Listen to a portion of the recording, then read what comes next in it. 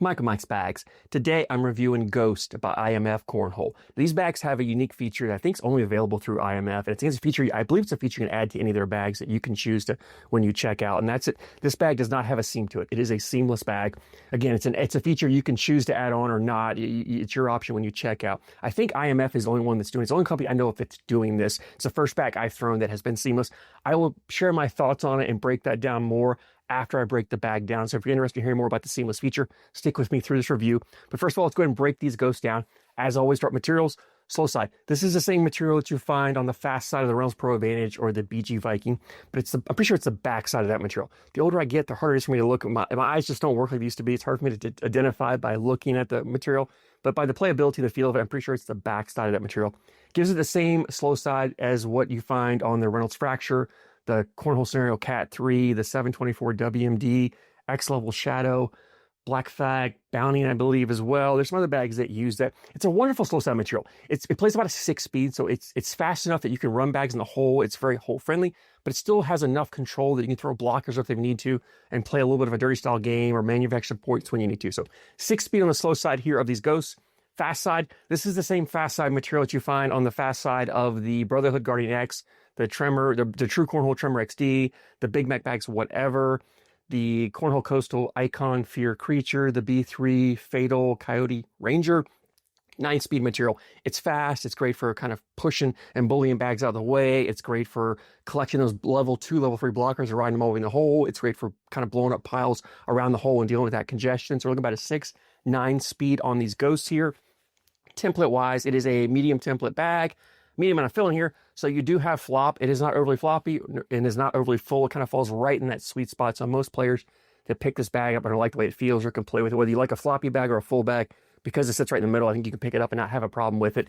The hand feel in the bag is incredible. It has a really nice, soft hand feel to it. Part of that, a lot of it has to do with the fill. It's 100% flat feeling. It's mostly 100% flat disc feel. Typically, I don't, if you watch reviews, you know I like a mixed fill. I like more beads in my fill. I don't like 100% flat fill. But a bag like this, when you get to those faster bags and those bags that are more designed for hole running, I'm okay with the flat fill. And I think this Ghost, the materials fit really well with the fill in here and the playability. So I have no problem with the fill in this bag. Because the materials are very hole friendly, I don't have an issue with the flat fill. And the flat fill gives this bag an absolute ton of forgiveness. If you're a player who doesn't throw flat, you have a tilt or an angle on your bag, and every time you pick up a bag, you have a hard time with it kicking on you, have a hard time controlling it. This material, the slow side material is Ghost, and the fill in here just is super forgiving. You don't have to throw flat. It has very little to no kick to it whatsoever. So it's not a punishing bag. So no matter how that bag comes out of your hand, the bag's gonna land fairly soft, flatten out, and run straight, true up the board for you. So it's a definitely forgiving bag. It's also very forgiving around the hole in the sense that because you do have enough flop here, get that corner to dip in, it's gonna grab the hole, hook that lip, pull the bag, and melt the bag back in.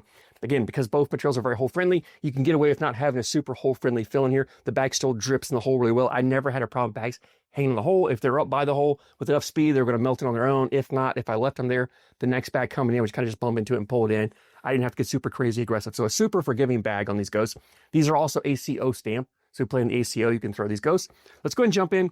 Talk more about playability. This is a pretty straightforward bag. To me, this is a bag designed for the hole runner. This is a bag, when I pull this out, I'm looking to just run bags in the hole, put my 4 bags in, get my 12 points, just kind of outlast my opponent. And this bag does it exceptionally well. Because of the design of the bag, because of the forgiveness and the hole friendliness of it, it's a great bag for playing against kind of a dirty style player in the sense that if your opponent does a blocker, you have the ability to kind of bully bags out of the way with it or sneak around, kind of that get around, depending on how your bag spins, you can spin around and get around the bag or bully them out of the way. So you can deal with that really well.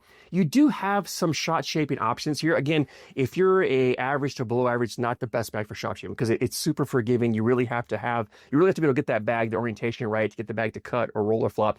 So you're going to be more in that advanced elite side of the shot shaping skills. But if you're up there, you can definitely do that. But honestly, for me, it's not a bag. If I pull this out, I'm not looking to shot shape. I'm not looking for a lot of cuts or rolls or flops of this. I'm looking more at that bully bag or get around. Now you'll see when I do my stage blockers up and I put the blockers on the board, I was able to throw some little subtle cuts. It makes a kind of a subtle cut, just enough to sneak around bags. But most time, if there's a blocker there, I was actually playing into that blocker bag and using that blocker bag to deflect my bag into the hole and kind of bully that bag out of the way. And that's where I think these ghosts really shine, is in that bully style, the bully bags game and the get around style game. It also gives you options because of the control and slow side to throw blockers up there. Like I said, this material is not the stickiest material, but if you have a normal to more of a finesse throw, you can put blockers up, stop bags up there. It makes a decent blocker. It's not going to cause a lot of bags to kick off. If your opponent's used to pushing through, not going to have a problem. It's a nice visual blocker up there. And because the bags aren't super floppy, collectability is really easy. You're coming down, you're clipping a corner. So you can put that bag up kind of in the middle or more to your opponent's side, knowing you can come down,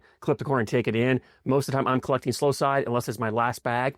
I'll go fast side to make sure I kind of ride it and follow all the way in. Or if I'm trying to collect a level 3 block, I want to ride it all the way up, I'll go fast side or multiple bags, I'll do that. And because the bags do have enough fold, enough flop to them, if you're pushing through multiple bags, they fold up nicely and drip in. So if you're playing with an opponent who plays the dirty style game and they've got bags up there and you want to throw get a little congestion and get multiple bags up there, you can do that. Knowing with your last bag, you can flip it or slick slide, come through and take in 2 or 3 bags and they're all dripping the hole for you really well. Now, let me jump in real quick on the seamlessness of this bag. And I'll preface this, I'm a player that typically holds the seam of the bag in my hand. I like putting the seam of the bag in my palm of my hand because I use that seam to dictate where the bag is lined up, make sure I'm getting a consistent grip, that seam is in the right spot. I can use the feel of it when I pick a bag up. I can tell where the seam is and make sure the bag's not too far out my fingers, too far my palm. Plus, I can also adjust it when I'm trying to maybe get the bag to come out a little differently. I can move that bag forwards or backwards based on the seam and know where it is in my hand. So I've always been a person that likes to throw with the seam in my hand. I was a little hesitant about this bag because we take the seam away, you take away the ability for me to get that consistency with my hand. So I wasn't sure how that was going to handle. But honestly, when I first started throwing it, it felt weird. I'm the type of player too, because I throw a hole in the seam in my hand. I don't like bags that have those really tight closing seams because it's hard for me to find them. It's hard for me to feel them. And so I'm always having to look down to find the seam to do that. And that was something I was struggling with this bag. I kept looking down, trying to find the seam before I had to realize there is no seam here. Once I got that in my head, I was able just to pick a bag up and it didn't matter how it was laying. I didn't have to organize it. I just pick it up no matter however it was and grip it. It was one less thing I had to worry about. And honestly, once I threw this for about 15, 20 minutes, I kind of liked the fact that I didn't have to worry about the seam. I didn't notice the seam wasn't there. I really enjoyed throwing it. So if you're a player especially if you're a player who hates the seam, if you like to put that seam outside your hand because you don't like the way it feels, I think you're going to love this seamless option on these bags.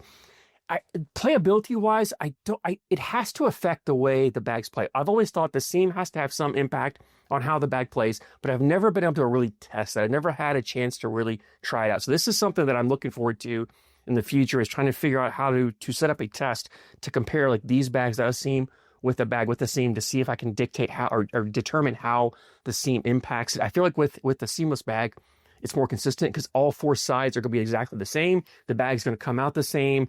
It's going to be less variability in the way the bag plays, and especially when bags are on the board, depending on how the bag is setting the blocker or how your bag comes and it hits. I think the seam is going to have some impact on how it hits a bag. By taking that away, you get more consistent gameplay. I don't know how to prove that yet. It's a theory. It's a hypothesis I have. I'll look for it down the road, but I think I really was impressed with the seamless option. It's something I didn't think I was going to be impressed by. Leads me to availability. IMF has a website, imfcornholebags.com. As always, there's a link down in the description. The regular bags with the seam is $75, free shipping. Phenomenal price. It's one of the cheaper prices for ACO stamped bags. Definitely well worth it, high quality bags. The seamless option adds, I think it's like $50 extra. And I know it sounds like a lot, but that going seamless requires a lot of extra time, extra labor, because it's not a machine. It's hand stitched to close it up. So I'm not, because their price point is so low at $75, that extra seamless option is not as high or outrageous as it maybe would be if their bags were originally $100 and you added that on there. So again, it's not a feature that you're going to add just to add. It's a feature that I think you're going to add, or an option you're going to add in there if it's something that really matters to you. And if it matters to you, having that option that no one else offers, I think is worth paying the extra money. That's a decision you have to make for yourself. But $75 for the regular bag with the seam is a phenomenal price. That's a price that's really tough to beat, especially for ACO stamp bags, as I mentioned. Now, if you've thrown the Ghost, I'd love to hear your thoughts. Drop a comment down below. I really love to hear it. If you've thrown one of the seamless options from IMF, no matter what models, if you've thrown it, I'd love to hear your thoughts. Whether you like it, what you like, what you don't like it, what you don't like. I love hearing your guys' opinions. This is something that's fairly new. I think anything you can add in the comment section may benefit other viewers as well. So if you're interested or curious about the seamless option, maybe I didn't answer all your questions, look in the comments, see if some other viewers have dropped their or shared their experiences with it. I think as a community, we can all share experiences and maybe benefit other players with it. But again, anything you have to say about the bags, I'd love to hear your thoughts. Always love hearing your guys' opinions. As always, I thank you so much for your support, and I thank you for watching.